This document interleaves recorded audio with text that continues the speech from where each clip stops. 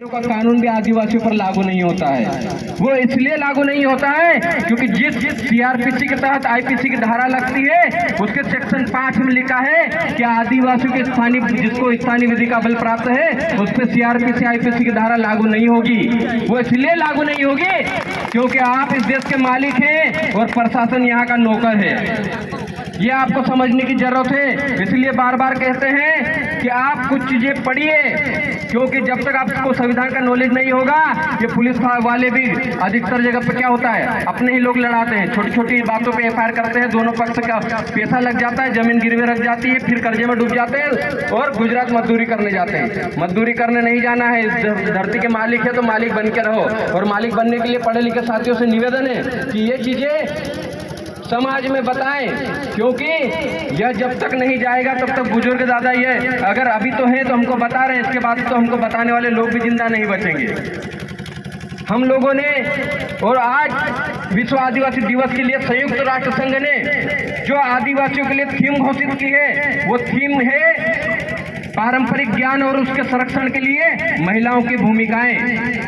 और उस भूमिकाओं पे 194 देशों में बात हो रही है। 194 देशों में 9 अगस्त विश्व आदिवासी दिवस के दिन बात होगी कि आदिवासियों की पारंपरिक व्यवस्था को बचाने के लिए आदिवासियों की महिलाओं की भूमिकाएं क्या होगी। आपको भी तय करना होगा, हमको भी बताना होगा कि हमारी व्यवस्थाएं क्या है, हमारी संस्कृति क्या है, क्योंकि आज 9 अगस्त विश्व आदिवासी दिवस है का साप्ताहिक कार्यक्रम है और इस दिन हम संस्कृति की बात करते हैं। और कुछ लोग जोहार का विरोध कर रहे थे, काफी समय से जोहार को कह रहे थे कि जोहार नहीं बोलेंगे। आज वहीं राष्ट्रपति भवन में आदिवासी महिला राष्ट्रपति ने जोहार बोल दिया। ये आप हम सबकी आदिवासी क्रांति की जीत है, आप सबके वैचारिक क्रांति की जीत है कि आज जोहार का नारा राष्ट्रपति भवन में गूंज रहा है। हम लोग बार बार कहते हैं हम वनवासी नहीं आदिवासी हैं, हम वनवासी नहीं आदिवासी हैं, आदिवासी नहीं हम इस देश के मूल मालिक हैं।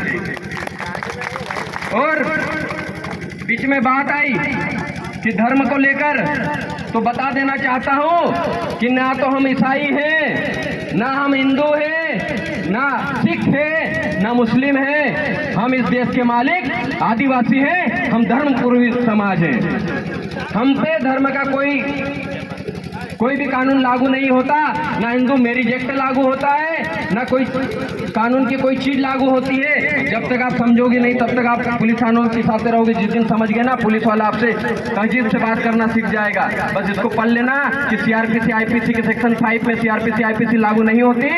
आज ज्यादा पूछे तो बता देना 5 जनवरी का जजमेंट कि हम इस देश के मालिक हैं, तुम नौकर हो, नौकर की तरह रहो।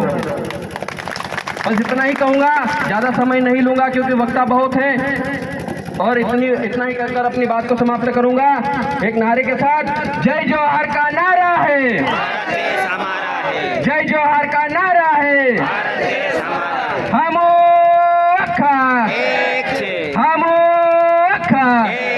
आदिवासी एकता जिंदाबाद, आदिवासी एकता जिंदाबाद। आयोजन समिति को भी बहुत बहुत बधाई, धन्यवाद। लोकेश भाई जो बताया है वो बहुत महत्वपूर्ण चीजें हैं। 5वीं अनुसूची की बात की जाए तो ग्राम सभा का जो अधिकार है 13(3) का रूढ़ी प्रथा ग्राम सभा के तहत विधि का बल संविधान में मिला हुआ है। आपको कोई भी चीज किसी के लिए किसी पे निर्भर होने की जरूरत नहीं है। संविधान बाद में, संविधान से पहले आदिकाल से आदिवासी इस देश में अपने अनुशासन में रहते थे और उनके लिए अलग कानून है। ठीक है, अगला वक्ता के रूप में